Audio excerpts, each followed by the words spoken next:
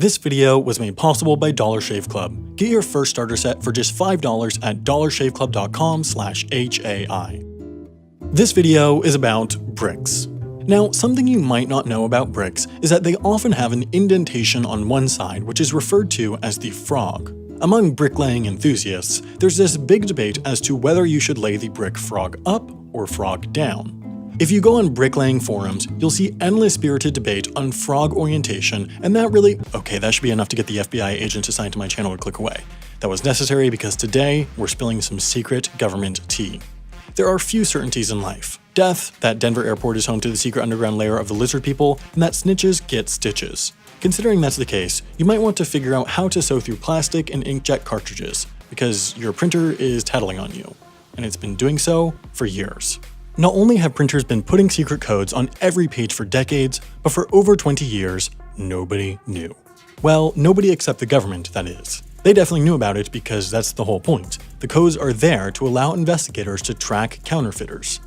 You see, back in the 1980s, a lot of things were happening. Rubik's Cubes were all the rage, walls were getting torn down, and people were sitting bored in their houses for hours on end because there wasn't a fast, free, and easy way to watch dozens of professional, high-quality videos about bricks. Also, the color photocopier was starting to get pretty popular, and when that happened, the world government, based in DC, understandably started to get pretty worried that people would use those color copiers to copy money. After all, before that, to copy money, you had to either have your own printing press or be really good at drawing George Washington's weird hair. The Xerox company wanted to assure the government that there was no way that someone would be able to use their copiers to copy money, so they secretly developed a way to include, on every single printed piece of paper, a map back to the source. The key? Tiny yellow dots.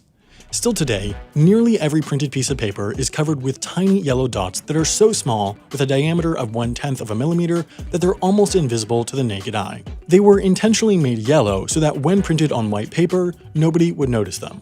In fact, even if you know they're there, the only way to see them clearly is to shine an LED light on the page and then look very carefully using a magnifying glass, which is probably why nobody noticed them for so long because, why would you do that? That would be weird. But if you do in fact do that, you'll notice a bunch of dots that look randomly scattered across the page, but the placement isn't random at all. It's a code.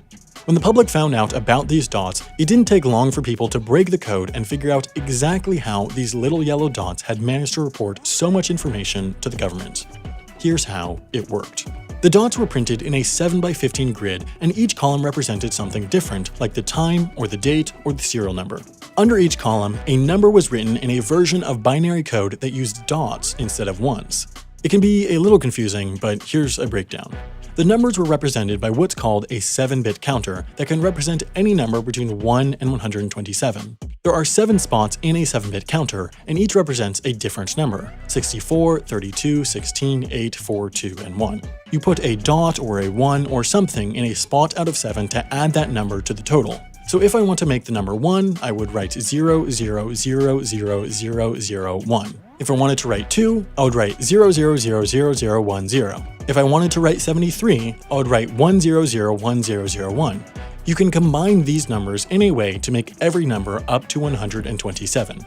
That's how these codes worked. Each column had a number that was spelled out in binary code. The first and fourth columns showed what time it was. The fourth column showed the hour, and the first column showed the minute. So in this example, the fourth column says add 8 and 4. That's 12. So we know it was 12 something. The first column says add 32, 16, and 2. That's 50. So we know the time the page was printed was 12:50.